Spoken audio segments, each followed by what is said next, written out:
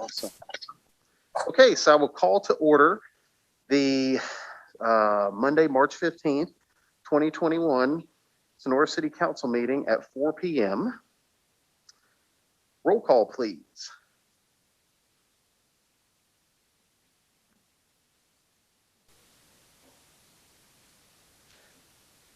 Mayor Hawkins? Here. Mayor Pro Tem Plummer? Councilmember Garaventa is absent. Councilmember Segerstrom? Councilmember Such? Here. 4 here, and Councilmember Garaventa is absent.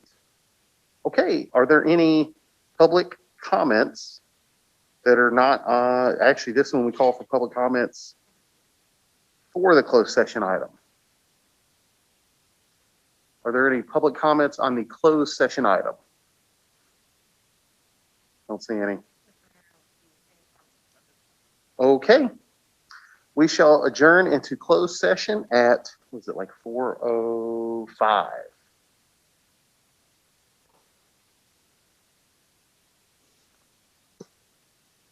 So the time is now 5:01, and we will call the Monday, March 15th, Sonora City Council meeting to order. For closed session, we gave staff direction. Okay, so Pledge of Allegiance. Mr. Mayor Pro Tem.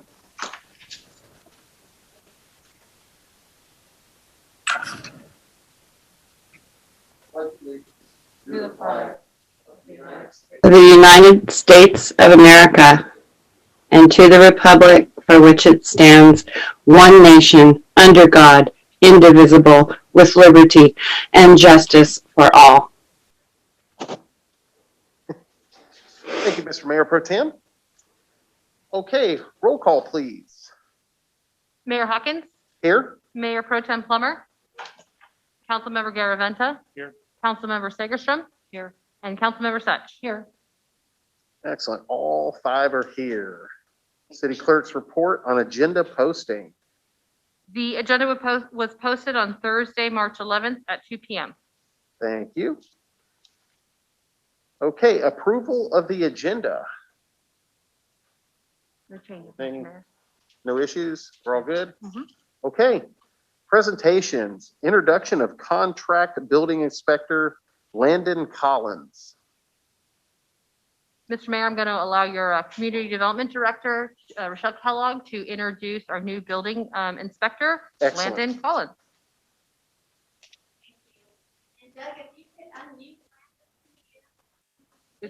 It's us, Rochelle. Huh? I don't think we can hear Rochelle's mic.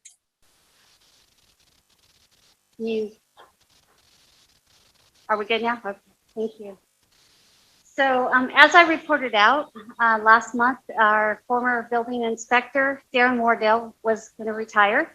He retired, his official day was on February 23rd, was going to be his last day. He had a couple things come up with his family. So on his last day that he was going to be working with Landon, Landon had to wing it. So Landon has hit the ground running, to say the least. It's been very interesting on these last few weeks while he's been our building inspector. Landon has done an excellent job. I will tell you, he's been a pleasure to work with in this very short amount of time. But Landon is a contract building inspector for the city, just like Darren was. We contract with Interwest Consulting Group for these services. And Landon has been worked in the building trades for over 18 years. He was actually had his contractor's license. He brings a lot of experience, practical experience to the job. He also worked for the County of Merced in their code enforcement as a building inspector. And now, like I said, he's working for Interwest. And he has already done a great job for the city, and he is very much a team player, that's for sure. It's very obvious. So, and he cares about the community because he's already talking to me about permits and issues and working with people to try to resolve things as they come up. So that's what I always like to hear. So Landon is on tonight, and I know that he wanted to say a few things as well. So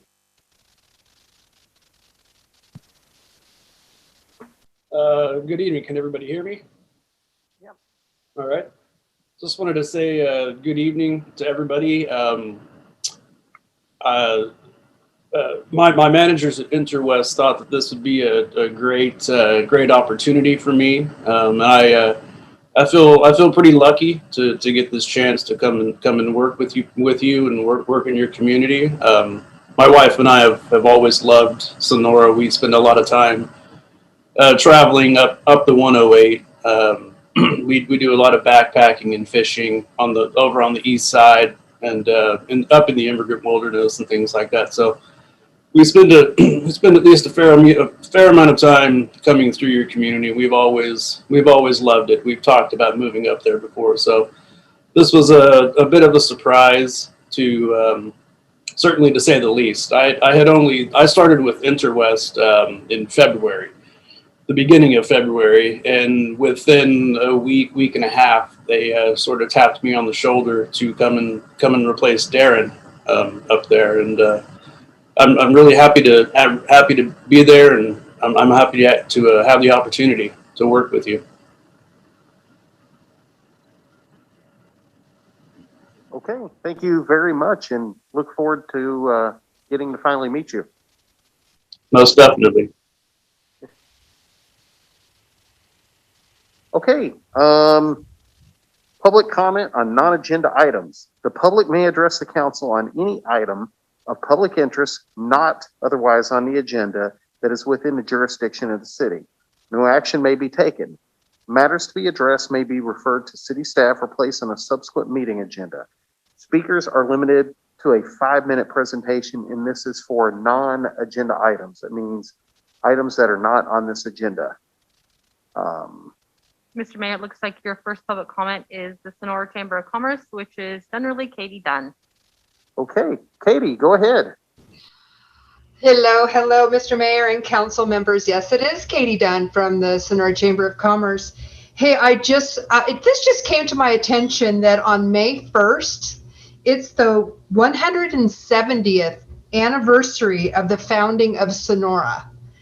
And so I just wanted to share that fun news with you, and probably the Sonora Chamber is going to be doing some marketing around that. If there's anything that you want to partner on, we're here. And so I wanted to share that with you. And then also our March Chamber Mixer is tomorrow night from 5:30 to 7. It's hosted by Local Collective in downtown Sonora. And I believe you should have been sent a special invite. All the council members should have been sent a special invite on that. And we hope you can join us tomorrow night. And that's all I have. Thank you, Katie. You're welcome. Is there anyone else? At this time, Mr. Mayor, I do not see any additional public comment. Okay, then we'll move on from public comment to the consent calendar. Items on the consent calendar are considered routine and we voted on in one motion unless a council member or member of the public has a question or wishes to discuss an item. In that case, the item will be removed from the consent calendar, considered separately. Any member of the council wish to remove any parts of the consent calendar? Oh, I did. I just noticed that there's just a missing letter on page. It's the number 10, and the member of the public does not. There's an L missing from feel. So that's the only. After reading through it, that was the only thing. oh, okay. Okay. Looking for a motion and a second. Second. Okay. Motion from Mayor Pro Tem Plummer, second from Councilmember Garaventa. Roll call vote, please. Oh, Public comment. no, we didn't. Okay. Do we have any public comment on the consent calendar? I do apologize. Thank you. At this time, Mr. Mayor, I do not see any public comment on consent calendar. Okay. We'll bring it back. Still the same motion and a second. Okay, so roll call vote, please. Mayor Hawkins, Aye. Mayor Pro Tem Plummer, Aye. Councilmember Garaventa, Aye. Councilmember Sigerstrom, Aye. and Councilmember Sutch. Aye. Okay, passes 5-0. Unfinished business. Item number 5, consideration to waive second reading and adopt ordinance number 877, an ordinance of the City Council of the City of Sonora approving the First Amendment to the development agreement by and between the City of Sonora and Hazy Bulldog Farms. Mary Rose. Mr. Mayor, members of the council, before you is the consideration to waive the second reading and adoption of ordinance 877. As you recall from our last meeting on March 1st, 2021, the city council voted 5-0 to approve the first reading and introduction of 871, approving this first amendment. And on February 8th, the planning commission also approved resolution 02-08-21A, recommending that the city adopt the First Amendment to the development agreement by and between the City of Sonora and Hazy Bulldog Farms. This again is your second reading and adoption of the First Amendment. This then does allow Hazy Bulldog to sell adult use recreational cannabis 30 days after this ordinance goes into effect. That would be April 15th. April 15th. Okay, are there any council member questions or comments? Okay, then I will turn it over to public comment. At this time, if you have any public comment, please raise your hand using the raise your hand feature in Zoom, or if you're on a phone line, dial *9 to raise your hand. And at this time, Mr. Mayor, I see that we have public comment from Bob. Okay, Bob, we are listening. Okay.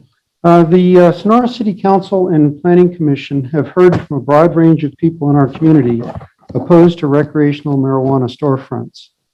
This includes our Yosemite Community College District Board member, our superintendent of schools, a school principal, 4 high school teachers, suicide prevention and social workers, a doctor, past and present county supervisors, local business owners, realtors, parents, grandparents, and even former drug addicts. They expressed their concern about how increasing the availability of marijuana will lead to increased youth access, no matter how hard you try to regulate it. In Colorado, past month use by youth aged 12 to 17 increased by 30% since recreational marijuana legalization. Maybe that's why 80% of California municipalities ban recreational sales, the complete opposite of Prop 64 results. You can say you can regulate storefronts in a way that prevents youth access and diminishes the black market. I say you are uninformed. Experience in Colorado and California shows that the black market just grows bigger. The reason is simple. Easier community access gets more kids hooked. Once hooked, kids don't want to pay the high prices for regulated products. They just want it cheap and they don't care where it comes from. The black market is thriving in California. One of the more insidious products sold in recreational pot shops are gummy bear candies. Consuming a single laced gummy bear can have lifelong impacts on a young child. You say it's not about money, it's about freedom. Your actions say otherwise. You will not even grant 1 penny of marijuana tax revenue to youth education, even when you can expect to get a portion of the $16 billion allocated to local governments for COVID-19 relief. Prop 64 already legalized pot, so it's not about restricting freedom or prohibition. We are talking about truly effective restrictions to youth access. People say marijuana is not a gateway drug. They say the cause for drug use is bad things that happen to them as children. People who say that have failed to dig deeper to understand one of the leading causes of adverse childhood experiences, known as ACEs, is actually the children's parents smoking pot and doing drugs. Mr. Mayor, City Council members, city staff, legal counsel, Mr. Muzio, those of you that have children, grandchildren, nieces, or nephews. I sincerely hope you are able to keep them from this harmful drug. It has caused death 30 in my seconds. extended family. What you do tonight will profoundly change this community for years to come. It is never too late to do the right thing. Please vote no. At this time, Mr. Mayor, your next comment is from Randy Hamfeld. Okay, former Supervisor Hanvelt, go ahead. Good evening, and thank you for allowing me time to speak. You've heard me before, and it's all about kids for me. And you've heard all the statistics before about lowering IQs, permanent, irreversible brain damage, if you will, particularly in the formative years. And you're just increasing the availability of kids. But I'm going to give you another argument that I think shows the inconsistency of the whole subject. We discourage tobacco smoking. We supposedly have educational programs to discourage that. We tax tobacco like crazy to discourage it. And here we are suggesting that it's just fine. We're going to encourage smoking a drug called marijuana, which can't be any better for you than tobacco. And it has all the side effects that, in fact, you get intoxicated with it, and you increase the effective drunk driving problem, and it can't be tested very easily. So we discourage tobacco, and we're going to encourage marijuana. This makes no sense to me. It's a gross inconsistency, and I implore you to think about the kids, the impact of the kids, and vote no on this. Thank you very much. Mr. Mayor, your next public speaker is Will Sarkeesian. Okay, go ahead, Mr. Sarkeesian. Thank you, council members, for taking the time to hear the public's thoughts and concerns on this particular issue, as well as others that affect our community. My name is Will Sarkeesian, and I'm a teacher at Sonora High School. In the past, I've spoken regarding my serious concern against the legalization of recreational marijuana within Tuolumne County. To be clear, I am not speaking about the medicinal sale or usage. Much like cigarettes and alcohol, both extremely detrimental substances that we have already legalized, we are now voluntarily opening up the sale and usage of marijuana in our community for recreational use under the apparent belief that the revenue from the neurologically altering drug will somehow improve our economic situation. We've already seen the short and long-term damage that cigarettes and alcohol have caused on our youth and adult populations. Well, now we will be forced to watch the same demise at the hands of marijuana. The writing is, and will forever be on the wall.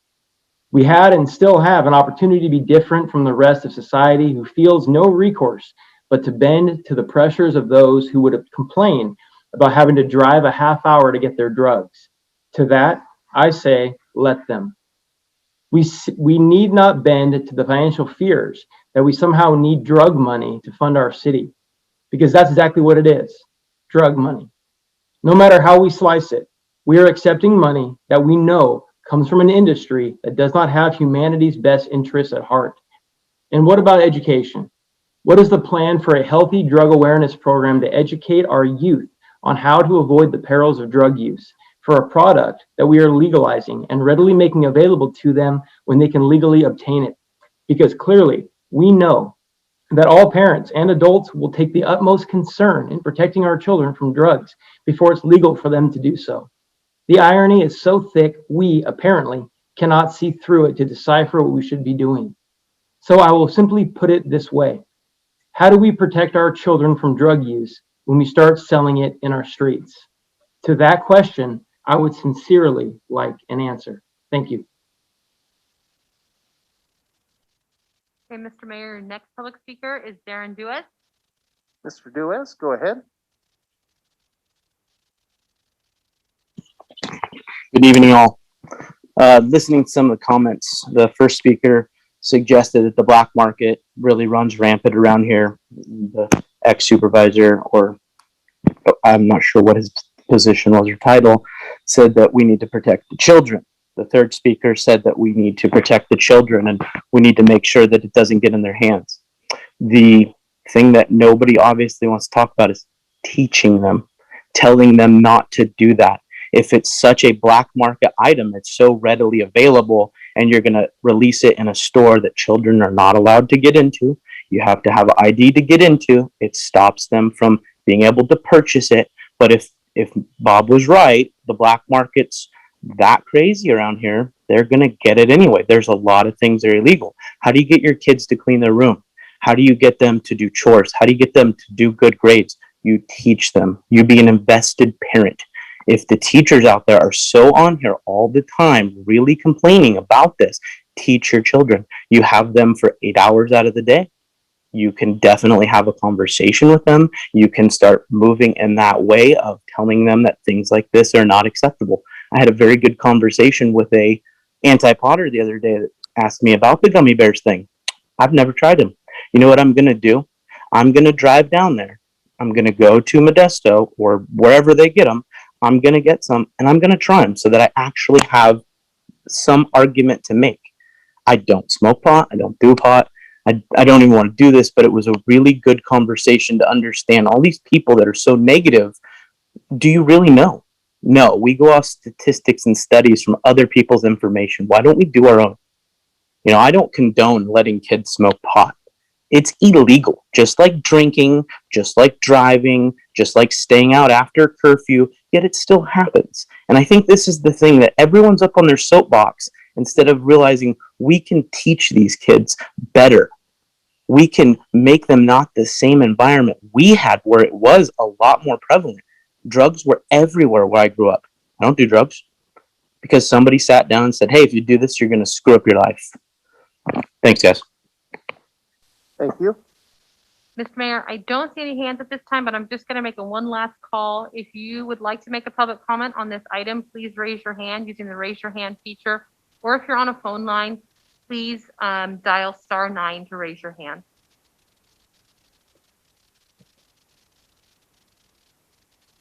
And at this time, Mr. Mayor, I don't see any other hands raised.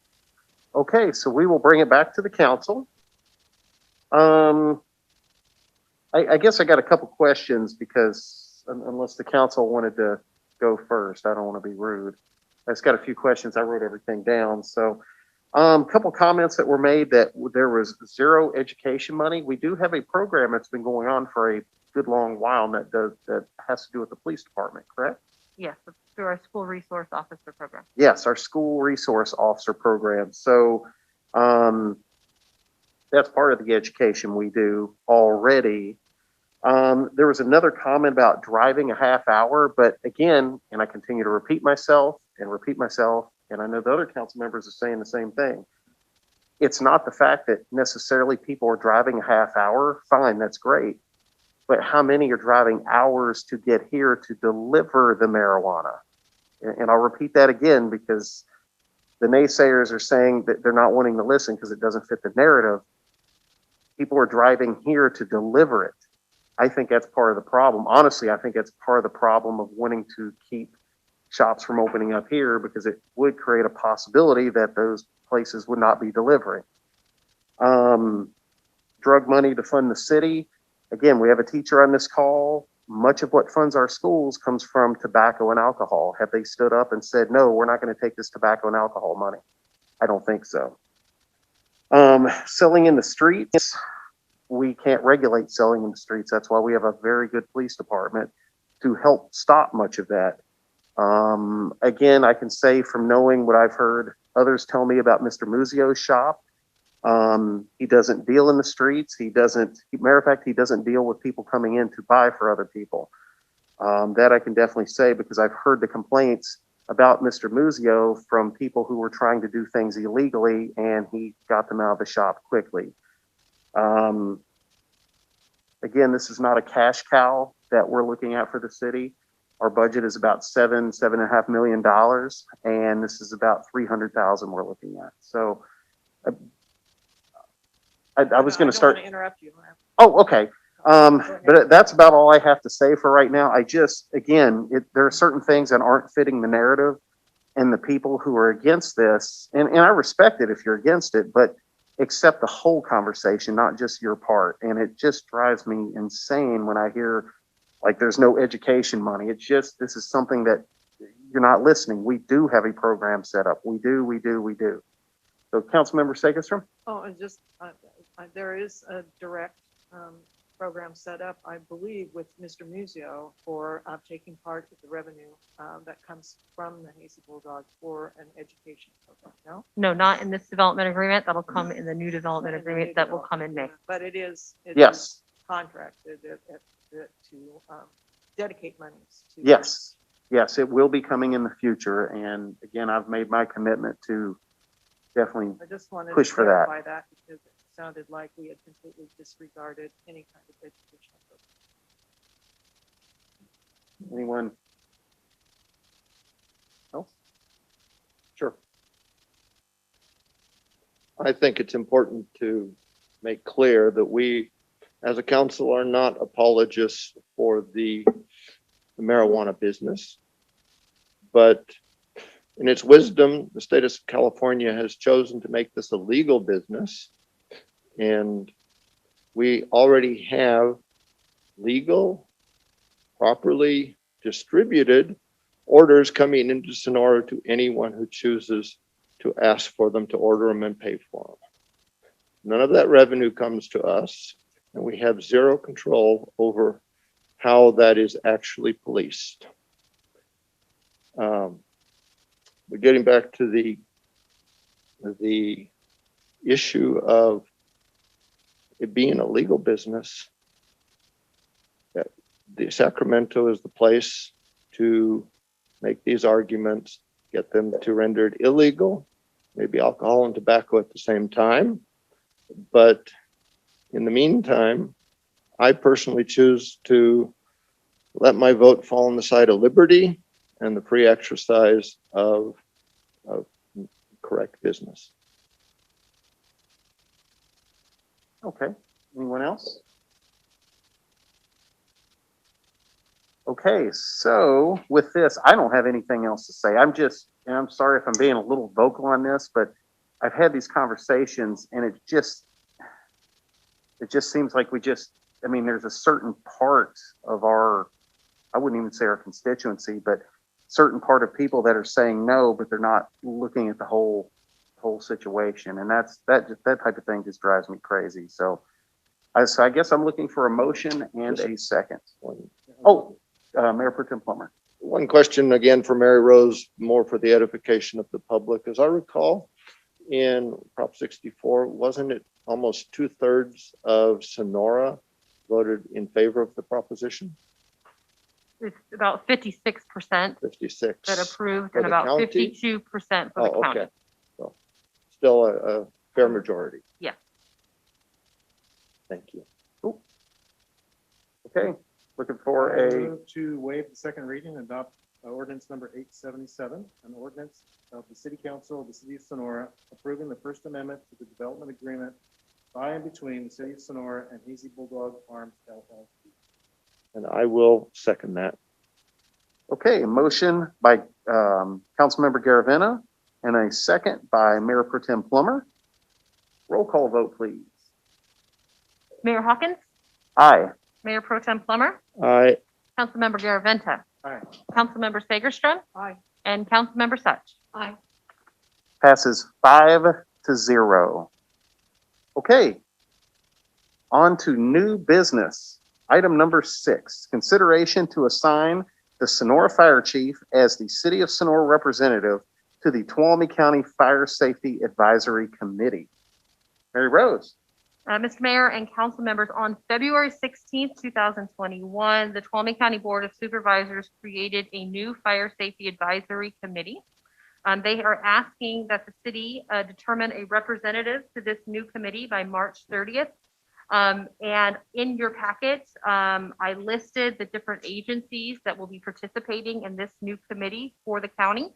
It's 2 members of the Tuolumne County Board of Supervisors, 5 members of the public, 1 representative from Tuolumne County Fire, 1 rep from Tuolumne County Sheriff's Office, 1 rep from the City of Sonora, 1 representative from the Fire Chiefs Association, 1 representative from Chicken Ranch Rancheria, and 1 representative from the Tuolumne Band of Miwok Indians. As discussion, and as per our code, the mayor has the ability to provide the recommendation for appointments with the approval of the city council, and it is the mayor's recommendation to assign the Sonora Fire Chief as the City of Sonora representative to the Tuolumne County Fire Safety Advisory Committee. Yes. So are there any council member questions or comments? Councilmember Segerstrom? I just assume that Chief New is enthusiastic and willing. I sure hope so. Yeah. I don't know. Did you ask? Yes. Yes. She's on the phone with us if you have any questions for her, but she is aware. And Chief New, would you like to say anything? can you unmute? Press *6. Yeah, there you go. Go ahead, Amy.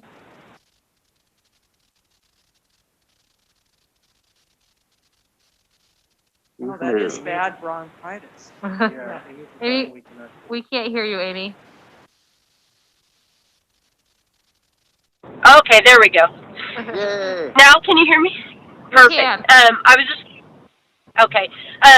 I've actually been on this committee. It's called something different about a year ago, and we've been meeting, or over a year ago, I should say, and we've been meeting consistently up until COVID hit for the community task force. And so I'm up to speed on everything that they've done so far. They've now just decided to combine the public sector and the task force together and create this new committee and kind of shrink it down a little bit. So I'd be happy to sit on this as a representative for the city and bring back information after the meetings. Thank you. And Chief New, I sure do appreciate it, and I sure do appreciate all your not only your experience but your knowledge with all this. So, any other council member questions? Councilmember Garaventa? Yeah, Amy, I don't know if you knew or not. I was curious to find out. Well, first of all, you said they shrunk it down a little bit. They shrunk it down a little more than just a little bit, in my opinion. Just wondering if you knew who was going to be the representative from the Fire Chiefs Association. I'm sorry, I could not hear you. You know who's going to be the representative from the Fire Chiefs Association? Unfortunately, I was sick last week, and I didn't make the Fire Chiefs Association meeting to find out, but the discussion beforehand was that the president, Chief Mark Ferreira, was going to represent. But I'll get confirmation and get back to you guys on that. Okay. Go ahead.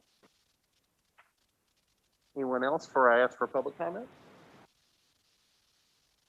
Okay, so we will turn it over to public comment. Raise your hand by dialing *9 or the raise your hand feature. And at this time, Mr. Mayor, I do not see any public comment. Oh, excuse me. Somebody just came up. Okay, Chris's iPad. Okay, Chris's iPad. Okay. You have to unmute herself. You have to unmute yourself. Okay, thank you. I just want to let you know that the only member of the city council that I can hear without, well, I could hear Mark Plummer a little bit. I can hear Matt Hawkins, but I couldn't hear Ann Segerstrom or Garaventa. I couldn't hear anything that was said. So if they could speak closer to the microphone, that would be much appreciated. Thank you. Thank you. Thanks. Thank you. At this time, Mr. Mayor, I don't see any additional public comment. Okay, we will bring it back to the council and look for a motion and a second, unless there's further discussion. Oh.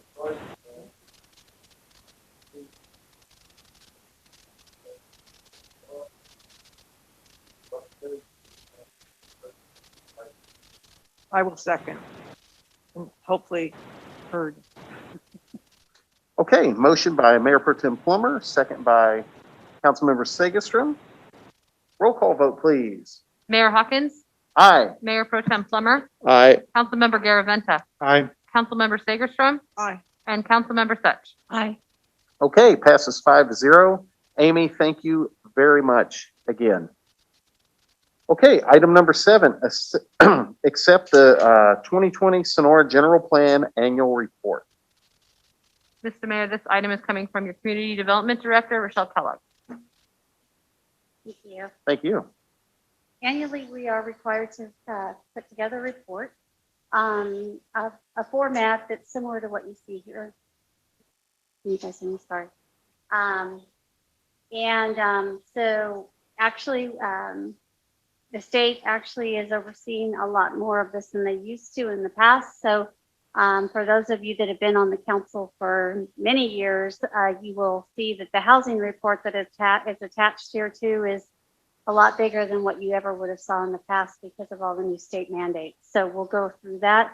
But it is a requirement for the general plan that we do an annual report to our city council. This report is provided to OPR, the Office of, what is OPR? Because I'm losing my, Planning and Research. Thank you. Office of Planning and Research, sorry. I don't deal with them a lot. And the State Department of Housing and Community Development, we deal with them a lot. So this report is due to them on April 1st of each and every year. It is to reflect where we are in the process of implementing our general plan, and also to show that the actions that we've taken, land use related, are in compliance with our general plan and aid in the implementation of it. So as you go through the report, this is for the annual year 2020. We includes the use permits that we've approved, when they were approved, and it includes all of the design review applications that we have looked at the Planning Commission level, as well as site plans. And then we also have pulled out the cannabis side and included the cannabis projects that we've looked at. So those are individual projects that we've looked at for private agencies or private individuals. And then we again tie them back to the goals and findings of the general plan. And so that is how the form for the report is laid out. We also include in here any text amendments or general plan amendments that the city has undertaken. We had no general plan amendments this year, but we did do some text amendments. One is the emergency shelter ordinance that was adopted. And then, so we reference that in here. We also include any changes to the zoning map. As you guys know, we did a big zoning change from C to CO down on Stockton Street. So we included that as well. So that is a change to our zoning map. So it is considered similar to a text amendment to our ordinance. We also list all of the ordinances that were adopted in 2020. We're only required to include any of those that are related to land use, but we go ahead and list them. So it's just a way for us to keep track of the numbers and what was assigned to those numbers every year. And then we did state in here that we did adopt our housing element last year, and that it was found to be in full compliance by HCD on May 6th of 2020. So our housing element is in full compliance. We did identify, part of this process is we're supposed to identify needs, changes in direction that we need to take. Staff has included 3. And this is of no surprise to any of you because we've talked about it. We need to update and review Title 17, our zoning ordinance, to ensure it's compliant with state law.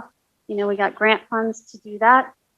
Staff needs to just have the time to get going on it, but we will be getting moving forward on that. And then update and review the Sonore general plan to bring it into compliance. There's several changes that have happened, especially related to the safety element. So we will be working on that as well. At the same time, we're working on our ordinance update. And then we have to also look at inconsistencies. We need to make sure that all of our residential property, the zoning and the general plan designations are consistent. We already did that with all of our other uses, but we do need to do the residential side. So we'll be working on that. That'll all be part of what our funding was for, to get our ordinance up into everything in the city compliant with state law. The other thing we'll be doing at that same time is making sure that we don't have anything that's a barrier to housing development. So we'll be reviewing the ordinances or the municipal code, sorry, to make sure that we don't see anything that would maybe not intentionally, but could affect somebody that wanted to develop housing that was an undue burden that really is nothing that we are concerned with, but it is we'll be looking at parking, we'll be looking at some of those things at the same time that we're doing this. And of course, we'll be updating our ADU, our accessory dwelling unit, and our junior unit requirements to comply with state law, which is also a way to increase housing. By the way, any ADUs or junior auxiliary units, sorry, the math, they are not allowed to be used, because I know that's the next topic. The state requires that they not be allowed to use for any transient use. So they could never be used for any type of a Airbnb use starting in 2018. So some of them were in the past, but they are no longer allowed to do that. And we actually have to record a covenant on the property to say that they have to be rented for longer than 30 days. So that was some of the new legislation at the state level. Could you spell out ADU? Accessory dwelling unit. So the state, the last part of this as an attachment is your housing report. We don't have a booming housing production in the city. We really never have. You pick up a subdivision here or there. That's why Cuesta Heights we were really trying to keep that one going through the process so that we could get some more housing units in the city. We had a total of 4 houses that were built last year. Believe it or not, from 2008 till I think it was about 2012, we didn't build one house in the city. So that was a pretty good year for us to have 4 of them come in and be permitted and final. So that was, and they all are, you'll see they're all in the moderate. We don't have any rent restricted projects going through at this time. Not to say we won't in the future, but right now, pretty much everything is, just private individuals. They're not getting any subsidies from any state agency. And so they're just building them at whatever market rate that they are going to charge or they're going to live in them. So we have, so far under our arena numbers, we have 5 units under the above moderate. We are required or basically encouraged strongly to have at least 61 units during our planning year in that category. It is our highest need that they identified in the city was actually the above moderate. The city has a lot of more of the affordable side of it as far as over the years. We picked up a lot of all the apartments on Greenlee Road and some of those. So our highest category that we have is our above moderate. And we have picked up 5 units there. And we have under the moderate category as well. This isn't to say we don't need affordable housing. We have a commitment of 34 in our very low, under our arena, and low in our low category, 26. So those are all set. And the range on the affordability varies depending on what category, but as you would assume that very low means for lower income people, very low. So as we go through, but I want to make it very clear, that's not our responsibility to build them. Our responsibility is to make sure that we're not impeding housing development. That's the city's responsibility, and to have enough properly zoned property for the market to come in and create the housing. It is not our responsibility to go out and build it. It's not what the city's requirements are. We don't have the resources or the staff even. I mean, that is not what we're here to do. And then we go the next section when you're going through here, we have to list all the programs and that we included within our housing element that we adopted in 2020. And so all of those have been listed here, and then we need to tell them the status. So as you'll see, some of them are programs that are ongoing. So we reference that. We let them know when we've adopted the item that's included. And try to meet the deadlines. We don't always, again, when we go through the whole update, a lot of the drafting of ordinances will be done at that time because we don't have the staff to kind of piecemeal it. We have to do it all at once to be efficient. And then the last section is just the 2 units that are started and completed in this year, and they are again above moderate. The other units were started in the previous year and then have been completed in this year. So that is the housing element part of it and the general plan. I can answer any questions. Again, we submit this on April 1st or prior to April 1st. Any questions from any council members? So for the less expensive types of homes, are there any programs that are available to assist in building those? Because while it's obviously not the city's business to be in the building, we do desperately need less than, $500,000 starters. And we're required to set aside a program and that type of thing, but without some state assistance, since they basically take all our local funds and then feed it back to us piecemeal, we need some help with that. So a couple things. First of all, when we look at our zoning, when we go back and look to make sure our zoning is compatible, we're going to look at areas where you can do, if there's areas where we could have more small lots and increase our density to encourage people to build at a higher density in those areas. When we look at that, though, we'll look at some traffic. We have to be really careful on our environmental documents as well. So we have to make sure we don't step outside of what was approved at the general plan level until we get to the point to do the full update of the general plan. So we'll look at that. There are programs out there. As you know, we had the home buyers program. The home buyers program was very difficult because people are paying cash.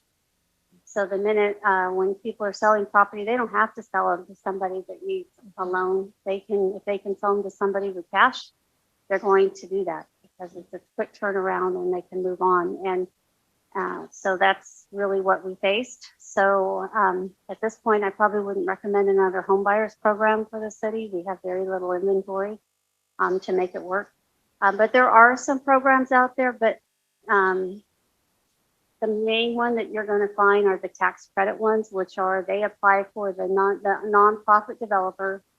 They apply for them through the state. We're helping somebody right now on a at-risk project over on Greenlee Road to keep those units affordable. They're going through tax credits, so we assist them with filling out forms and stuff so they can go through that process.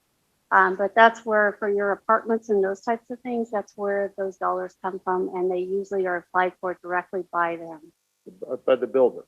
By the builder. Developer. And they're usually a nonprofit, affordable, and a lot of the nonprofit affordables have a for-profit, and then they have a nonprofit arm of them, and those are the ones that come in and build your apartments.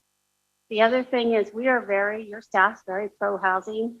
So when we get a call from somebody that wants to do housing, we try really hard to work through and see where they would work for them, and try to help them through that whole process. And we're there are jurisdictions that don't want housing, but that's never been the city. We've been always a supporter of housing in the city because we don't know there's a need for apartments and stuff. So the other thing you have to keep in mind is all the easy land's been developed in the city.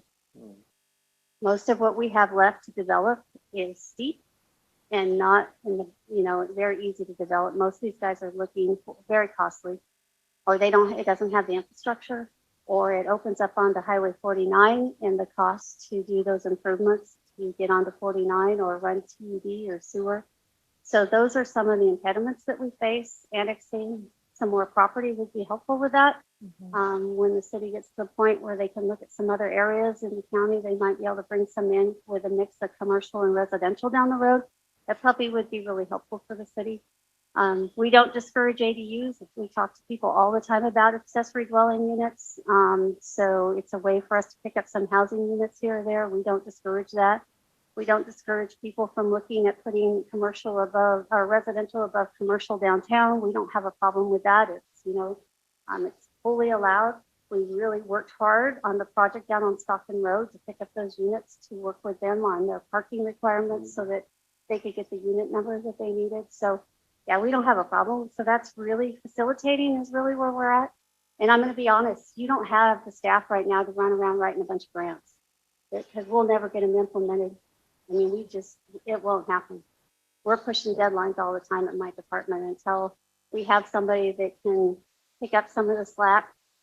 You don't have somebody that can run extra grants at this time. Thank you very much. That explains a lot. Councilmember Garaventa. Yeah, not so much on the report. I didn't have a question. You mentioned earlier on that you said that we're going to have to go through a process of matching up the general fund designation with the zoning. And I know the county went through that a while back, and I was kind of involved when that was back over at the county when that was happening. I was just curious, you said it was only residential that we have to do. Right. How, is it most of the residential? Is it a smaller portion? I mean, just a how small- big is the scale? It's just of the a job? small portion. There's Oh, probably okay. about, I think when we were looking at it, there was maybe 40 or so properties or maybe 50 that we needed to go Okay. back and fix. Okay. Yep. I was just curious If if they it was, didn't- if it was most of the residential, Yeah. then that's a job, but if it's. Yeah, no, Okay. it's, most of it's compliant. It's just a few places where we need to go back and make sure, but we need to go back parcel by parcel. And Mhm. again, it's a staff. It'll take Sure. very time consuming, but we started looking through and we know we have some inconsistencies. Thank you. That's all I had. Okay, looking for public comment. If you have any public comment for this item, please raise your hand using the raise your hand feature or dial *9 to raise your hand on the phone line. And Mr. Mayor, I don't see any public comments at this time. I don't see anyone either. Just to let everyone know, I've gotten a few texts from several people that it is hard to hear us. We have done everything on our end. So it appears to be a Zoom issue. I'll be glad when we can start meeting face to face.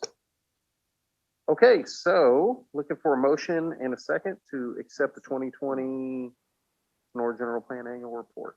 For motion and a second. I'll make a motion to accept the 2020 General Plan Annual Report. I'll second that. Okay, motion by Councilmember Such, second by Mayor Pro Tem Plummer. Roll call vote, please. Mayor Hawkins, Aye. Mayor Pro Tem Plummer, Aye. Councilmember Garaventa, Aye. Councilmember Sagerstrom, Aye. and Councilmember Such. Aye. Okay, passes 5-0. Rochelle, thank you very much for all of your hard work. Okay, item number 8, consideration to agendize for discussion and possible action at a future date, amending Chapter 17.64 Transient Residential Use of the Sonora Municipal Code to limit the number of short-term rentals in the city of Sonora. Again, I just want to remind the public, this is a possible discussion and possible action at a future date. Mary Rose. Mr. Mayor, I was going to remind the council as well, so we don't want to enter into discussion of this. This is just to look at a future, the future date of a possibility of discussing this type of item.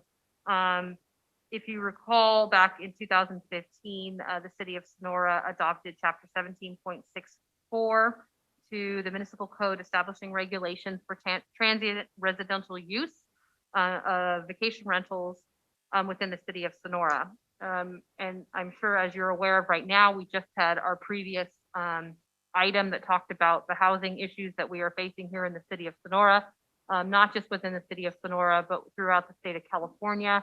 We are experiencing a housing shortage, a housing affordability shortage. And one of our goals that was established in February was to explore all opportunities to provide best practice and dignified solutions to our growing homeless population and low income and affordable housing needs.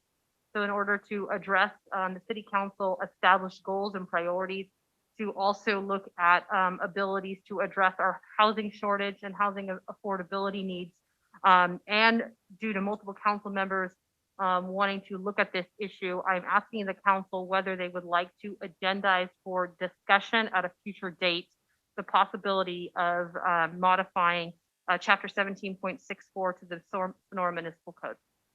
So I don't see our esteemed city attorneys. I'm here. There. Okay. I just want to make sure for the public knowledge that the council is not able to discuss their opinions and thoughts and everything else on this because that would be breaking of the Brown Act. Is that correct? The discussion should be limited to the agendized item, which is whether or not to put it on the agenda or not. So that'd be limited to their desire to have a future discussion, not to get into the substance of the item. Yes, that's what I want to make sure we relay to the public. So Mary Rose, I know you and I talked at length about possibly bringing this forward.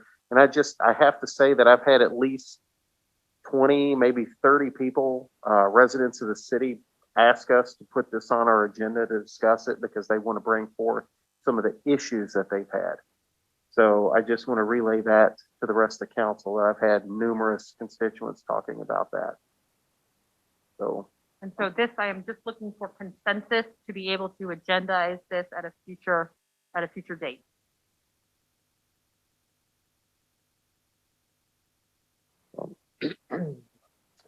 Public? Do we want to do the public first? Yeah. We do need to take public comment, but again, the public comment would be limited to whether or not they think the council should discuss this on a future meeting. Okay, looking for public comment. Again, if you have public comment, please raise your hand using the raise your hand feature or dial *9 on a phone. Again, this public comment is whether or not to agendize at a future date. And your first public comment is Gayla Wold Adams. Hi, yes, thank you. I would definitely be in favor of putting that on the agenda for a future date. Okay, thank you. Yeah. Your next public speaker is from iPhone. Go ahead, iPhone. Yes, hi. I'd like to make a comment on whether or not to agendize. Go ahead. Can you guys hear me? Yes. Yes, go ahead. We can hear you.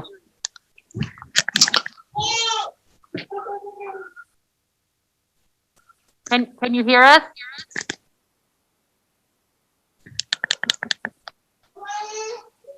I hear a beautiful baby in the background. iPhone, we can hear you, or we're going to have to move on at this point.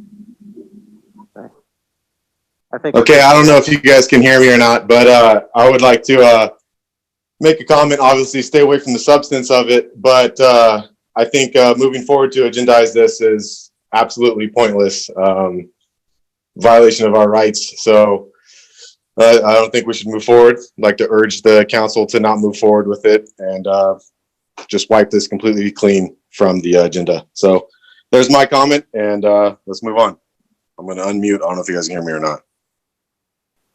And iPhone, we could hear you. For the record, we heard your public comment loud and clear. Mr. Mayor, your next public speaker is Megan Everett. Go ahead, Miss Everett.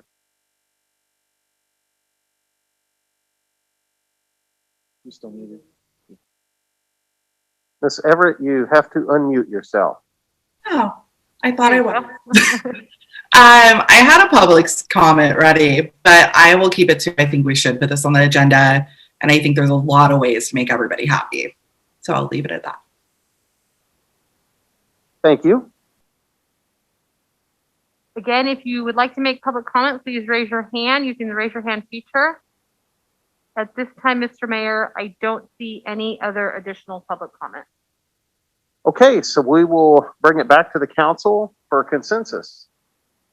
So, thumb up if you're good with bringing it back for discussion. If you could You want just, that or a motion? I just need consensus to put it. Yeah, just consensus. Yes. So See? The two. 3? Yeah, I don't see any 4? reason not to discuss it, so that's Yeah. fine. So at this time, Mr. Mayor, I see a consensus by Okay. all members of the council to agendize for discussion and possible action at a future date, amending chapter 17.64 of the transient residential use of the municipal code. Okay, so at a future date, it will be posted, and we will bring this back before the city council, and I would love to hear, and I know the rest of the council would, emails, phone calls, that sort of thing, of your opinions and ideas on how the council shall move forward. Oh, Councilmember Yeah, Sagan? no, I just wanted to know where I might find chapter 17.64. Is it online somewhere? Our municipal code is online, Okay. under municipal code. God, I love the way you're so organized. All right, thank you. But we will also make sure that it's printed I out know for you. will, But I just thought I would maybe arm myself with some knowledge there. Thank you. Okay, so on to item number 8, and I just wanted to say it seems like the Zoom connection is getting worse. It's cutting out and freezing for different people, so just throwing it out there. Okay, so item number 9 is receive an update of the Social Equity Committee and approve the Social Equity Committee mission and vision statements. Mary Rose. Mr. Mayor, members of the council, this item is to provide an update for the council on your Social Equity Committee and also to approve the Social Equity Committee approved mission and vision statements. If you recall from past meetings, the council did approve a list of social equity outcomes to provide parameters for the committee to work towards, one of which was the creation of a committee mission and vision statement. That mission and vision statement is provided for you in your agenda packet, and I will just read it for the record, if you don't mind. For the mission statement that was approved by the committee, it is to strengthen the city's understanding and capacity to recognize biases and eliminate racial disparities, heal racial divisions, and build a more equitable town. For the vision statement that was approved by the committee, a city where all are equipped to effectively lead, serve, and flourish in an inclusive and healthy community. A city in which people from all racial, ethnic, and cultural backgrounds are safe, welcome, and able to thrive socially, economically, academically, and physically. So again, this item is just to provide an update and also to ask the council to approve the mission and vision statements that have been approved by your Social Equity Committee.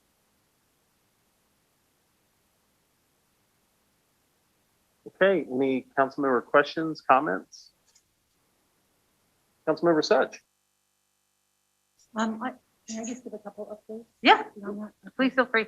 I just, as Mary Rose just said, we completed the mission and vision statements.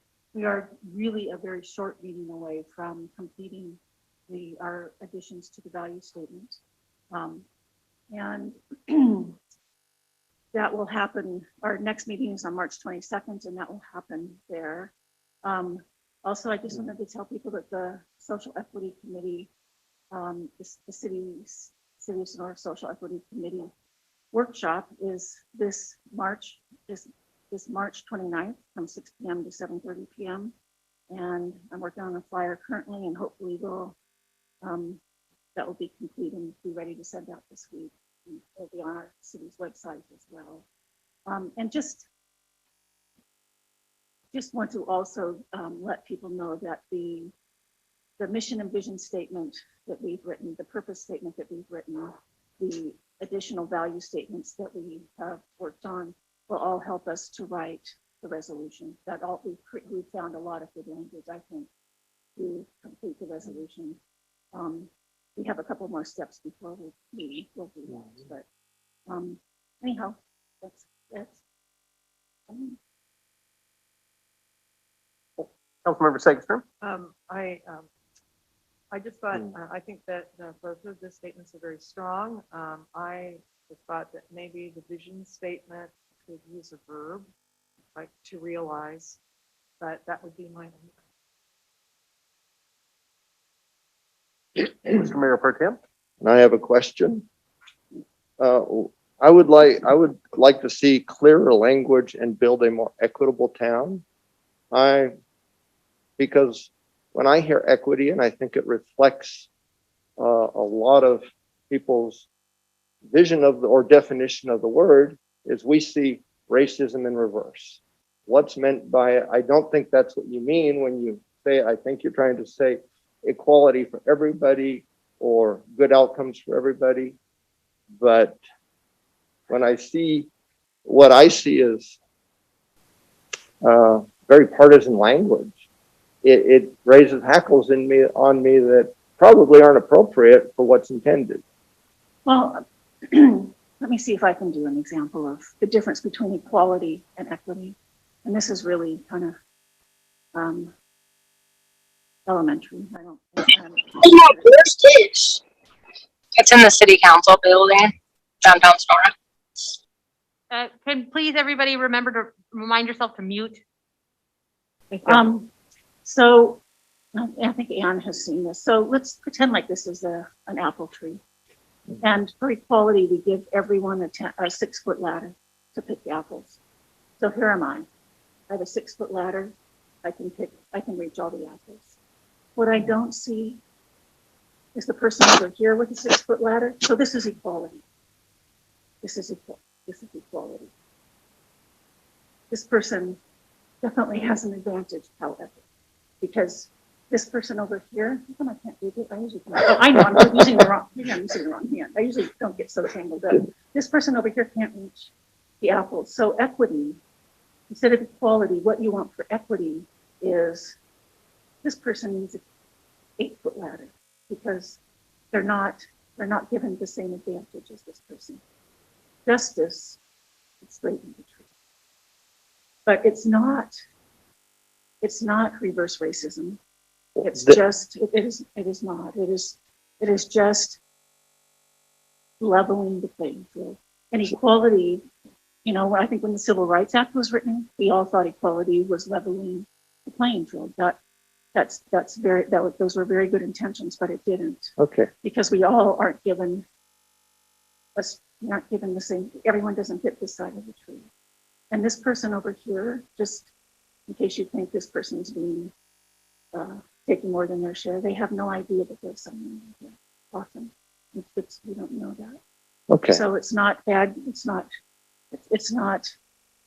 the intentions aren't bad. It's just we're blinded to it.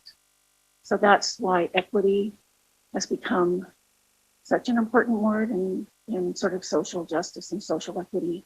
I'm so sorry. Nobody can hear you. You're gonna have to speak in your masks and you got to speak loud because I'm sorry. We're having problems hearing tonight. So if all council members can make sure that they're speaking directly into the mic and because our masks are muffling us. Anyhow, I just would argue that it is not reverse racism. Okay, but that obviously begs the question, who does the deciding then of who has the shorter height or ladder and on what basis? I mean, how does someone get to be this person? Exactly. And who's deciding that? See, that's the fundamental question. For everybody to have equal starting a level playing field, I think there is absolutely zero question on that issue. But when you say, well, we're going to equalize the results, then those are based on something different than a fair start. And as soon as you do that, people want to know, on what basis are you going to do that? Well, we just need to see, we need to be conscious and cognizant of it and see where that is happening. And everyone can participate in that. But we always were resting on equality, thinking that that was enough. And what we really do know is that it's not. So, okay. I've been horribly disadvantaged in that I didn't start out with the raw brain power of Bill Gates. How is that going to be? How will I get my equity for that? How do I grow to that stature? It would be really nice. I don't know if that's really a fair example. It So, kind of extreme. so are you just talking, and when you say equity, what I hear is color. Or- Mr. Mayor Pro Tem, I just want to throw out there that all we're doing is receiving the update of the Thank you. Social Equity Committee. I think And we're approving. approving this as well. Yeah, I mean, yes, yes. And as soon as we talk about approving it, I'd like to see some clearer, fairer language that reflects our community and not what we think of as racist stereotypes. So Mark, in terms of, say, vaccine distribution and the fact that, Councilwoman Sugar-Sherman, if you could just. am I yeah. going? If you am can I- kinda am I hear guys you. gonna Don't do it, let Colette. me talk into the microphone. I mean, we're having trouble with equity with vaccine distribution. White people predominantly or Caucasian have greater access than Blacks or Latinos or people who are in the service industries. Is that somebody's fault? Is that, it's a matter of access. And Bill Gates probably had access. I mean, not only did he, get born with an incredible intelligence, but I think he probably had a lot of schooling. And he and his wife in the meantime have had access to incredible opportunities, but they've also given back. So, I mean, I don't think anybody is saying that there's any sort of racism here. All that people want is an equal opportunity for access. And this is why, when I think that we need to be reflecting our city and our county, that when the reality of the matter is that most people that I run into read racism or sexism, some other type of ism into the preferences for everybody except white men. It's not everybody, but especially whites, then they see racism. I don't think we should be. I think that that's not what's intended. In fact, I'm confident that's not what's intended. So I think some clearer language of what you're trying to describe would be really helpful for our community.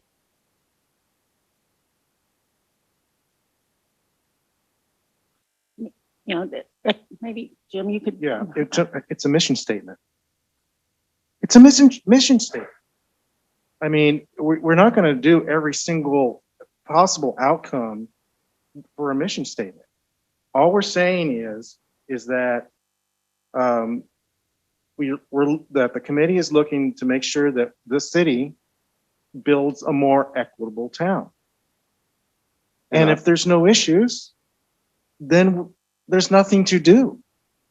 If there are issues, then we need to look to them and see if we can resolve that as a city in what little capacity that the city has power to do so. For the most part, the city probably won't have the capacity to do so. It'll be a decision made at the state level, a federal level, a personal level. You can't legislate morality, right? So what we're doing here is just trying to do a mission statement and put in the clause that looks at that particular thing. But there's no way we can foresee every single thing. And you mentioned that, you continually mention that the people that you associate with see it as this and this and this. Well, there are more people in the town than I'm sorry to say that you associate with. There are people that I associate with that have had issues. Mm-hmm. And, we should be doing our level best to making sure everybody has a fair shake. I'm 100% on board. Well, then I don't understand. That's called equality, I don't understand not then. equity. Huh? That's called equality and not But equity. you keep being hung up on the word equity, and you've already said it. It's a Okay. political issue or a party issue. Well, I'm certainly not doing this from a political or a party bent. I don't know where the charge word's from. I mean, I'm hoping that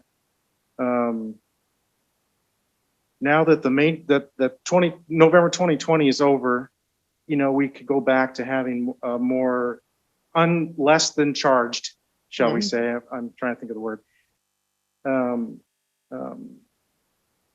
aspect of how we deal with things. But we got to get away from party driven. We got to get away from all these other things that are trigger words for everybody, and look at it on a fair basis and move on and try to do what we can for everybody.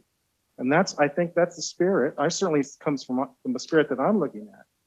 And So- I do not charge anyone with malevolence. It's just that I think that we should use better language.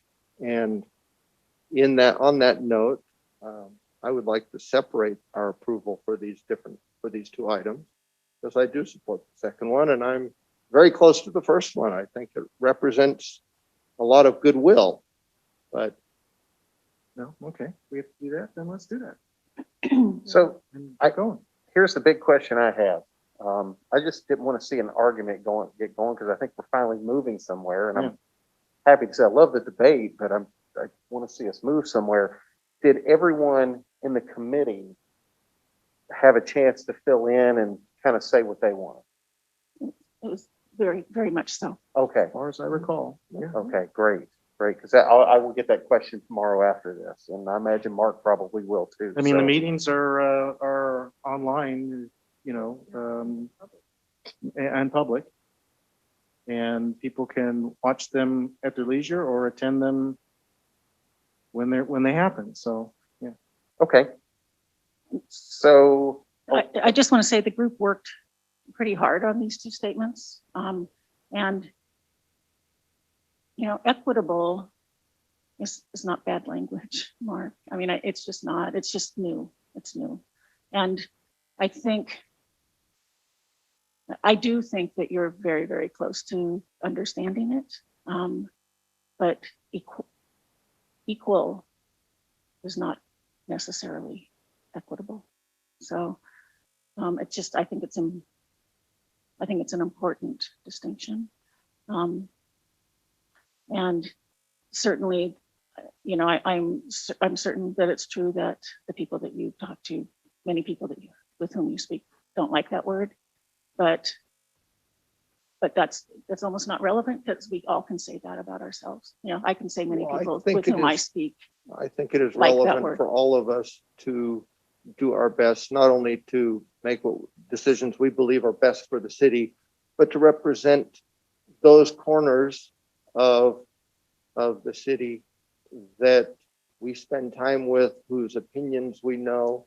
And that's where I think actually we're blessed as a council to have an incredibly diverse set of experiences, people, political parties, and that's a plus.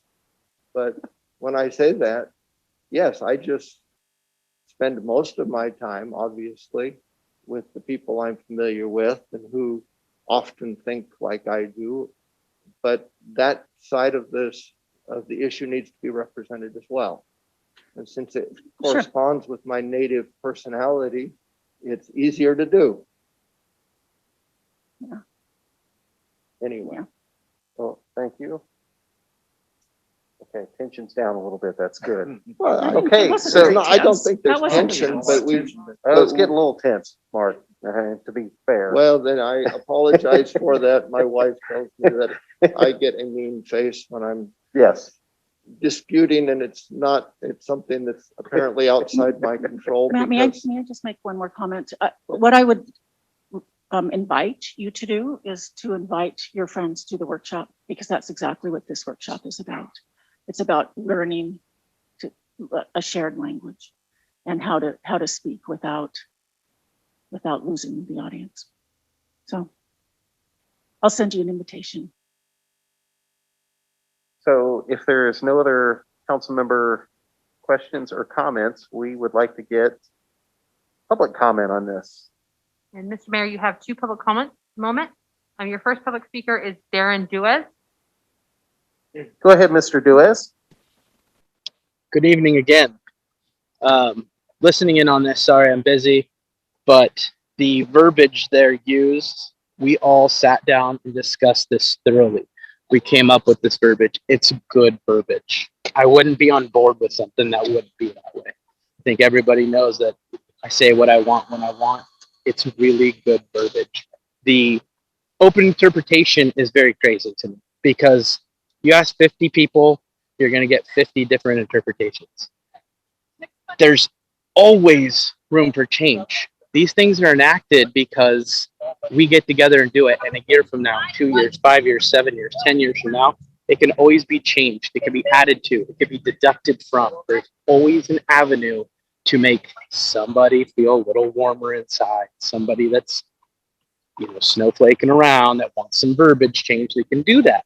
This, for the first time, has been inclusive.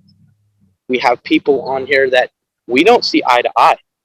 Not at all, and probably a lot of topics, but we do see on some. It is not difficult to understand that everyone should be treated with dignity and respect. I've been a mainstay in this from the beginning. We denounce racism. How hard would it be to say that?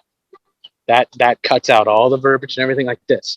But we've spent much time on deliberating it, talking about it, discussing it. I'm on board with what this says. It is something that needs to be said. Everyone here deserves to be equal. Everyone deserves opportunity. But how do you really discuss that in a bullet point or a little line item that's going to be filed away in a filing cabinet that no one's going to see unless they really get bored and say, oh, we haven't done that in 3 to 5 years. Let's pull it out and let's change it. It can be changed. Don't stress out about a word. It's just a word. I keep going back to it. Just drives me a little bit crazy.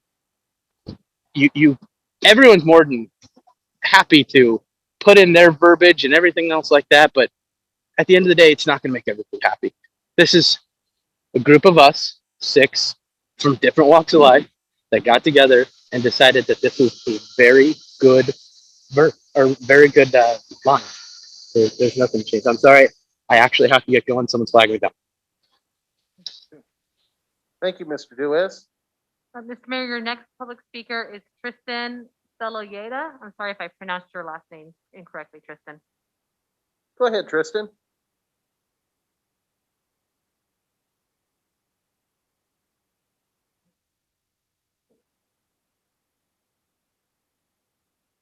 Tristan, you're still muted. Forgive me. Are you there? Yes. Darren took all the wind from my sails. I arrived late to the meeting because I was captured by a place honoring training program that I was reviewing that was done by a tribe in New Mexico. And I'm afraid I just came in at sort of the tail end, and I heard some semantic discussion, and I was tempted to intervene, but I guess it got resolved. There is a difference between equality and equity, and I would recommend anybody that has that in mind to refer to a dictionary so that they can find out exactly what they mean, and then when they're disputing them, they'll know what they were disputing. To oppose the notion of equity I believe it's ill-considered. It could be true, but I believe it's ill-considered. That's about all I got to say. Thank you for your time. Thank you, Tristan. Mr. Mayor, your next speaker is Suzanne Cruz. Go ahead, Suzanne.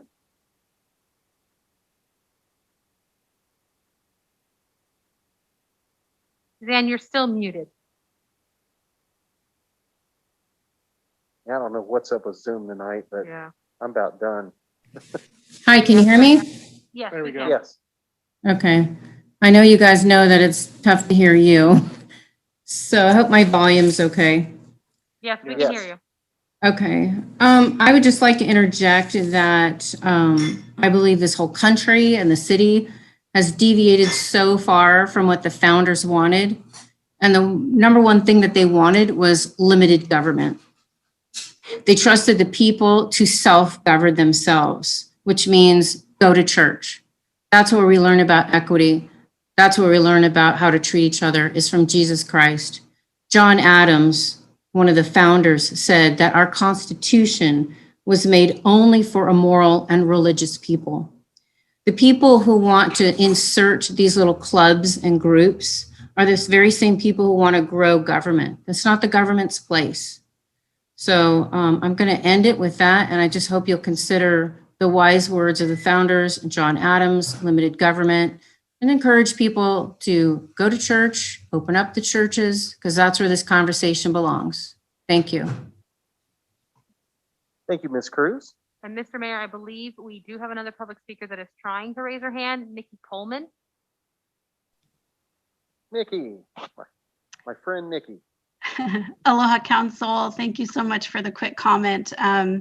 I didn't plan on speaking today because I think our mission and vision statements speak for itself, but I did quickly want to jump on real quick and speak to the reasoning behind the word equitable and not equal in our mission statement, and also give you a real-time update on something that has recently happened that supports the use of that word.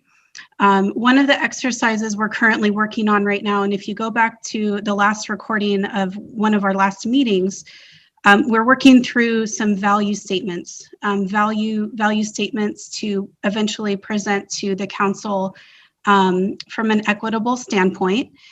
And as an entire committee, it was unanimous that in addition to the other value statements we were writing, that we wanted to mention our value also of both the Tuolumne Band of Miwok Indians and the Chicken Ranch Band of Miwok Indians in our value statements.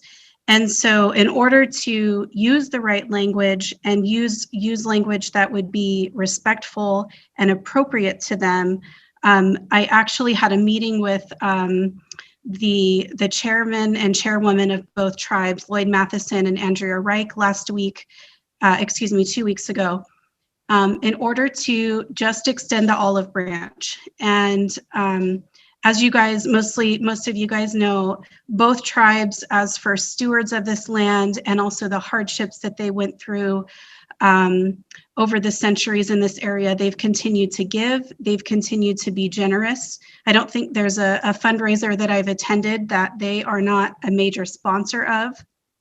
And so we wanted to show them that we value that and state it in a formal way. And so that was the purpose of the meeting. But I have to share with you one thing that Councilman Matheson said to me. He said, in my 11 years as chairman, I think I just said councilman, Chairman Matheson said to me, Nikki, in the 11 years that I've served as chairman for Chicken Ranch, this is the first time that someone has ever reached out to me from the city of Sonora. And that brought tears to my eyes because they're good neighbors. And we might not reach out to them as much. And that's a relationship that we need to put weight in and lift that up a little bit more because it needs work. And so that sense of needing work lets me know that equity is the right word and equitable is the right word. We need to put weight into the relationships and the treatments that just need a little bit more love. So I asked you to consider that when you're approving the mission and vision statement tonight. Thank you all so much. Thank you, Nikki. At this time, Mr. Mayor, I do not see any more public comment. Okay, so we will bring it back to the council. Oh, somebody just raised their hand, Mr. Mayor. If you want to accept them, they just raised it. It's on a phone line. Is the council cool with that? Yeah, I think we should. Okay. If you were on the phone line that ends with 5354, please dial *6 to unmute yourself.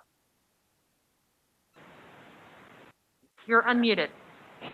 Yeah, I just want to say the country was founded on human equality, that everyone is created equal. I happen to be mixed race, actually. I'm part Indian, I'm part white. I have slave in my ancestry. I'm part Asian.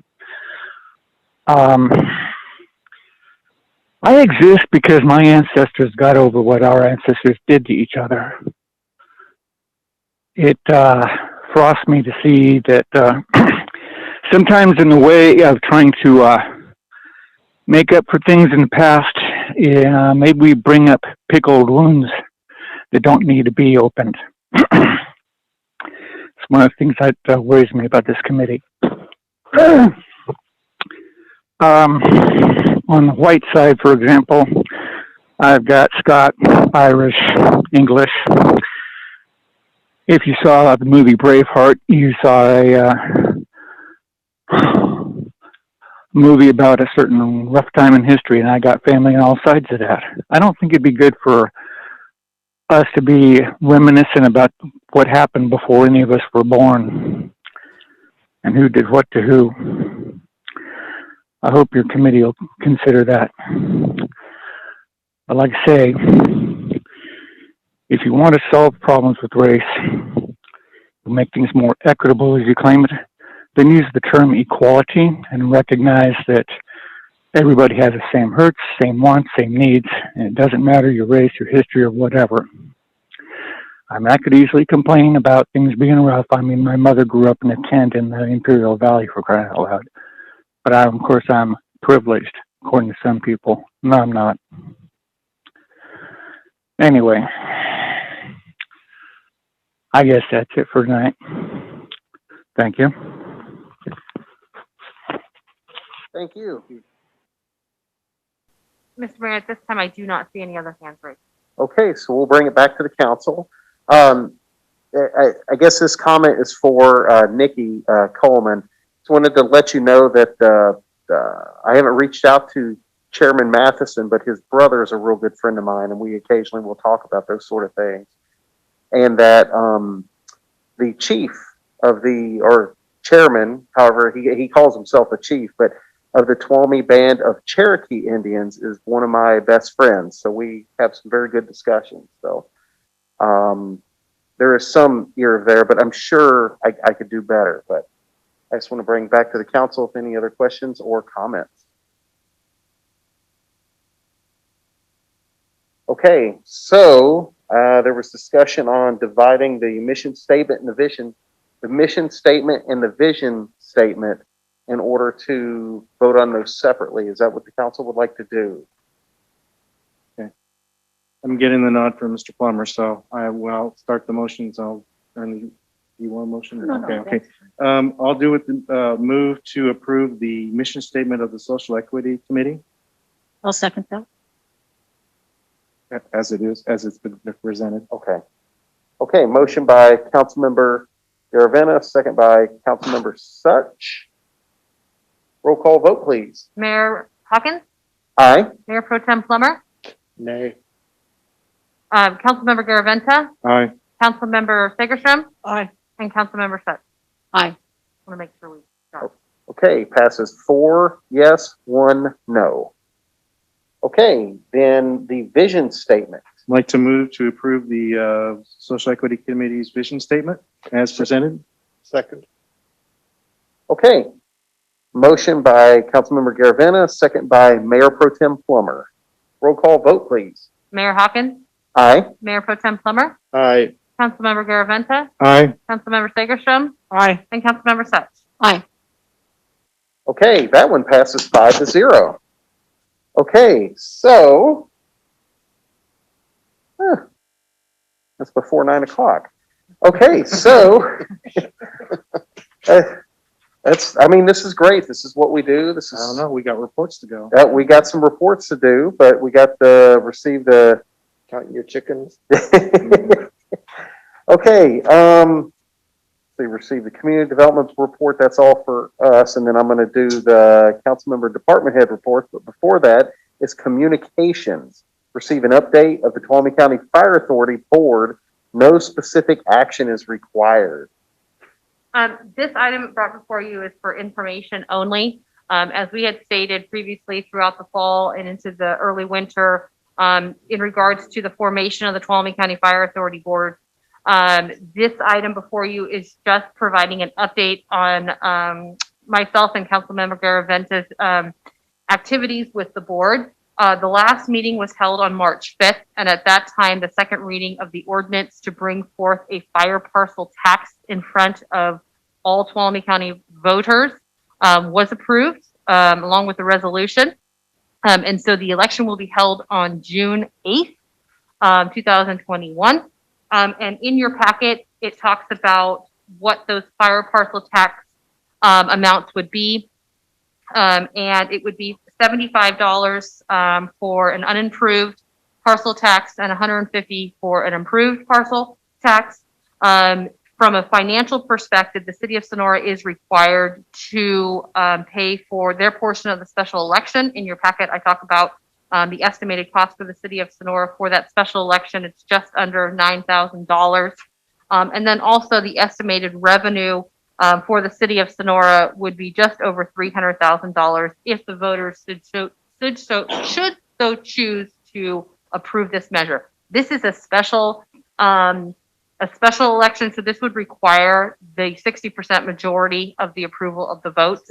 And as if you recall, the creation of the fire tax authority was so that there was one item brought forth before the voters instead of all the different items from each of the different jurisdictions, such as the county of Tuolumne, the city of Sonora, and all the different fire districts. So as it stands, this item is just for information only. And if you have any questions for myself or Councilmember Garaventa, who is actually your representative on the fire board. I guess my question, and I know where it's going, but how well are we working together as a group with the county on this? You mean as members of JPA or Yes. or as a toward an election campaign? Yeah, I guess my question is, how well are we working together, being cohesive, being able to Oh, I debate think without insult one another, that type of thing? Oh, yeah, no, we're not having any problems. That's No, exactly where I was going. We're with doing this. fine. Ryan Campbell is the chair of the authority, and I was elected vice chair. And as a matter of fact, Ryan actually did his Zoom meeting from home because he had kids with him. And he actually asked me to go ahead, and since it was at the board chamber, and actually have me run the meeting, even though he was the chair, technically the chair. I mean, so there's no issues, no. That's where I'm going with this. I really want to reiterate to the public, because we still got 24 participants on here, that we are really getting along a lot better and are able to debate without getting personal, political. We're able to debate and work together now with the county, and Ryan is doing an excellent job. So I want to throw that out there. And Jim, I thank you for what you're doing. Well, you're welcome. Sure. Thank you. You're welcome. The other thing I mentioned was, I said in context of how we're doing as a campaign, of course we can't, because we are elected officials. We can't actually, as a group or any kind of type, either the authority or the members of the authority can't, because it's tax. We can't actually go out and formalize a campaign. So there's going to have to be hopefully somebody that will take that mantle as a group. I don't know if anyone's been identified to do, I forget about the microphone. I don't know if there's been anybody identified to do that yet as a group or not. I think they are working on that. I know the county has reached out to me as far as developing the educational materials. Remember, we can educate the community. We cannot advocate for the community. So I know Liz Peterson through the county of Tuolumne is in discussions right now with all members of the board about the educational materials for the community. Again, we cannot on our own time, or excuse me, we can on our own time, but not as a council member or a member of the staff advocate for this measure.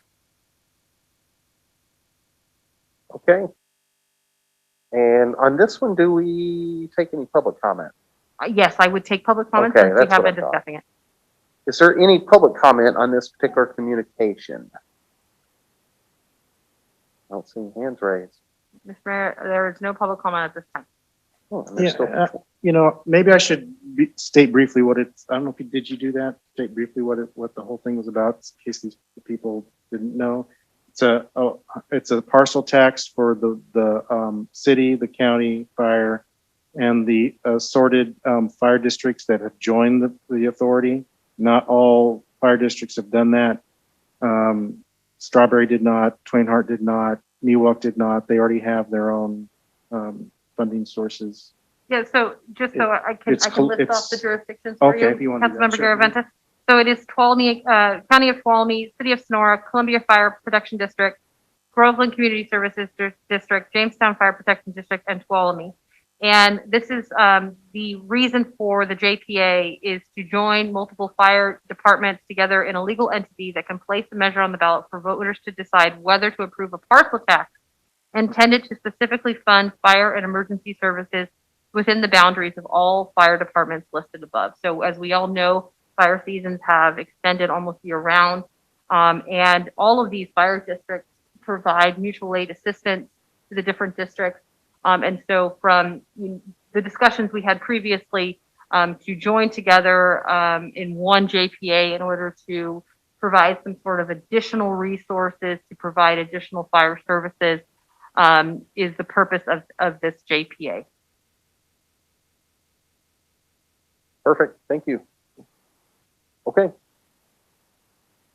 Okay, so on to council member department head reports. We'll start with Chief Vanderweel. Thank you, Mayor. Thank you. Chief New, anything to report? I just wanted to clarify from earlier, I did get confirmation for the county task force that the fire chief's representative is the president, which is Fire Chief Mark Ferreira from Columbia Fire Protection District. And then I have nothing else to report at this time. Thank you. Thank you. Okay, Community Development Director, Michelle Kellogg.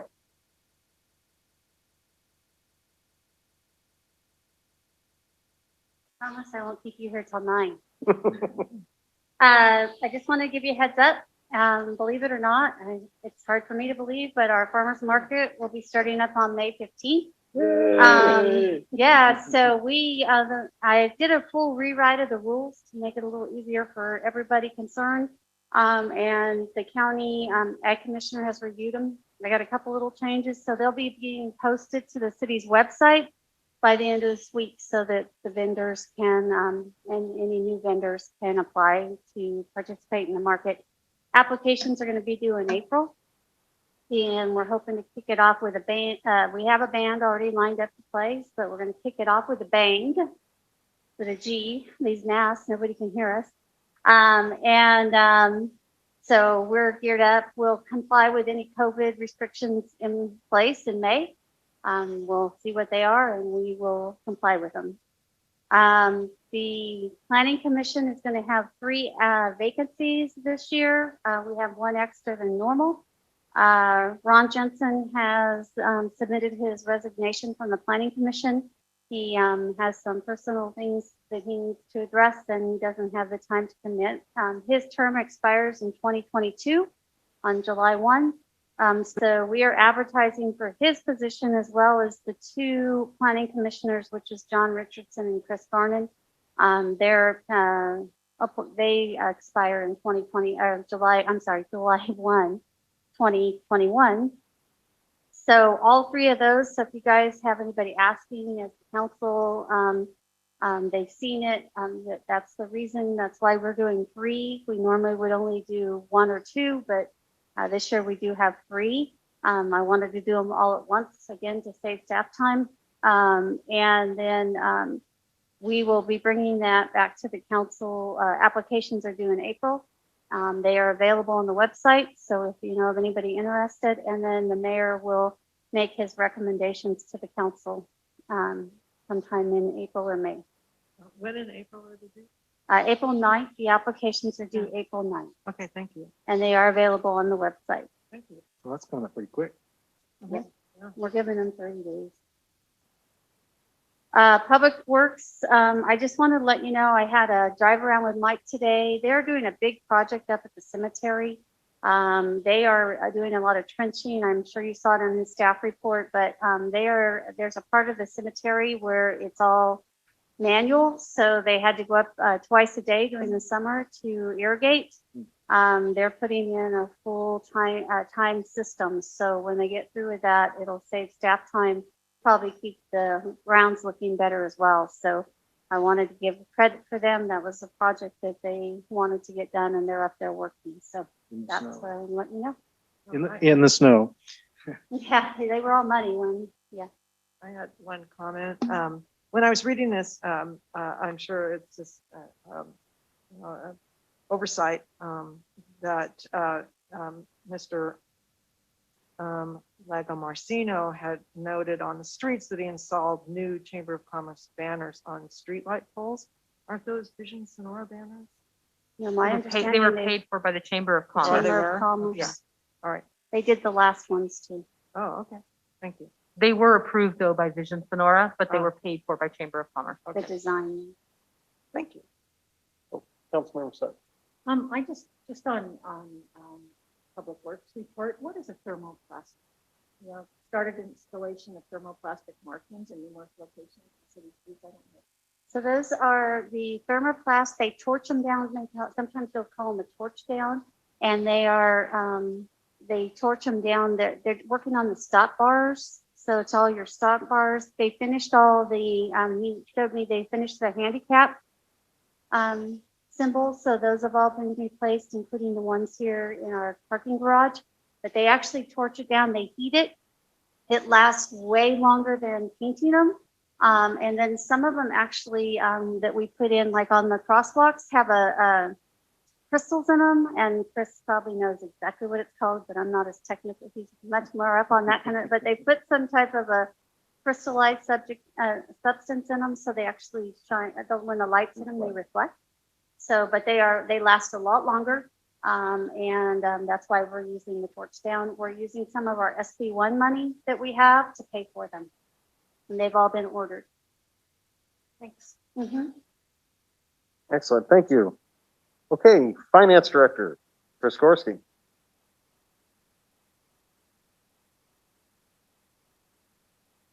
Nothing tonight. Okay, City Attorney Doug White. Nothing tonight, Mayor. Thank you. City Administrator. I just want to give a shout out to our community development department through code enforcement and also our police department. I'm sure the community is well aware of the cleanup that's been going on at the Lowe's camp, homeless camp. It's been in the paper a couple of times, and also in working in conjunction with Caltrans. I wanted the council to be aware that the ability to clean up that property was due because our code enforcement teams were able to successfully work with those property owners to go through a code enforcement process and through our trespassing ordinance to clean up, start getting that property cleaned up and address that homeless camp. So I just wanted to make sure that the council was aware that city staff has been working very diligently on code enforcement issues around the city. And the ability to clean up that property was really at the efforts of city staff in working with the property owners to get to that point. And that's all I have tonight. Thank you. Councilmember Segestrom. Yes, I wanted to report on the Yes Partnership. And I was very pleased that our new Sonora Police Department Resource Officer, Michael Carson, attended. I assume on his own initiative, and I was very appreciative of that. Also, to let you know that the Yes Partnership has a cannabis awareness page on its website. Mel Kirk's donation is noted and pictured there. And they also have an education committee that will be ongoing. So I do believe when we get our cannabis education initiatives going, that we need to publicize them. Let me see. Adventist Health is launching a Blue Zone pilot site. It's all about health and wellness. And perhaps they were looking to speak to the city council at some point about it. And many other activities going on with the Resiliency Coalition and Modern Families are now focused on internet safety protocols because of the recent internet arrest of the gentleman who was soliciting on the internet, soliciting teenagers on the internet. Also, Supervisor Kirk suggested that the city of Sonora should dedicate 100% of its revenue from cannabis to education. Mary Rose, Colette and I all attended the League of Cities Central Valley Division meeting. Their update on the COVID funding coming down from the federal government for cities, and also new bills in the state legislature that would potentially impact California cities. And finally, the prescription take back day is April 24th at the library. I think that's it. And the Sonora Chamber already announced their mixer, so that's what I have to say. Okay, thank you. Councilmember Garaventa. Attended the, of course, I attended the JPA of the Fire Authority on March the 5th. Yeah, Friday, March the 5th. We finalized, obviously, what we brought forward tonight.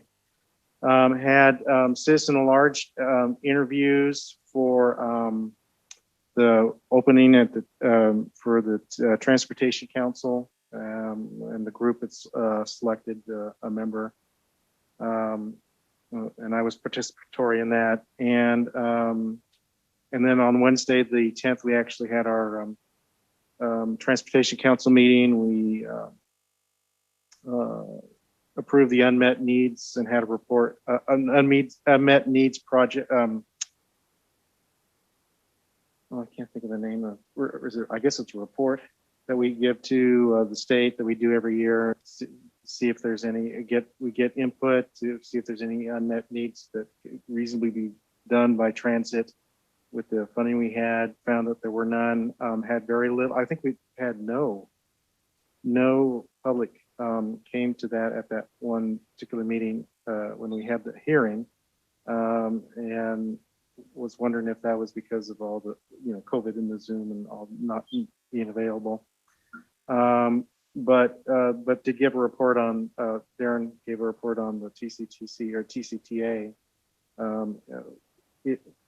going forward with transit out of COVID, and how other agencies are dealing with it, and how we kind of a discussion of how we can move forward. They had a, he also reported that the RFP for the bus contract was up, and that we had a RFP out, and I think 4 people were interested, but in the end, only one, the current bus company Store was the only one that put in a bid. So it looks like we're going back with that. And approve the overall work program. And I think that's about it. I'm not reading something else. The donation to give someone a chance. Oh, yeah, they had a surplus van, and they donated to we approved to donate the van to give someone a chance for, I think they were looking for either for transportation or for portable washing machine, dryer, type of laundry service for homeless folks. So, and I think that's about it. Oh, and I'd be remiss with my employer to point out that it's adjacent to Lowe's, is the homeless camp, and Lowe's does not own the property where the cleanup is. It's got to be known as the Lowe's homeless camp, but Lowe's is not, it doesn't even own the property. So just want to make that clear. They just want to take credit for it. Wow. Forget for. I'm just teasing. Okay, Councilmember Such. Let's see, I actually was asked to speak at the Democratic Women's Coalition on Social Equity. So I did that. I went overtime, which is rude. I attended at the emergency meeting about a building they're purchasing in Jackson, or that they're considering making an offer on in Jackson to expand homeless beds. And also I attended the Central Valley Division of the Cities with Ann and Mary Rose. That was actually a really good meeting. I mean, and it was interesting to hear the conversation about COVID funding, but it was also really interesting to listen to every single Senate and Assembly bill that's coming forward. I mean, it made me feel like I needed to really know about that stuff. It was a really good meeting, and I think that's it. I missed TCTC and Mark. That's Mark sat in for me. Thank you. Okay, that's it. Mr. Mayor Pro Tem. Nothing further this evening, thank you. Okay, so I just need to thank Tracy Peterson at KVML for the Motherlode Views interview that she did, and it went very well. And that is all. So we will end the meeting at 6:54 p.m.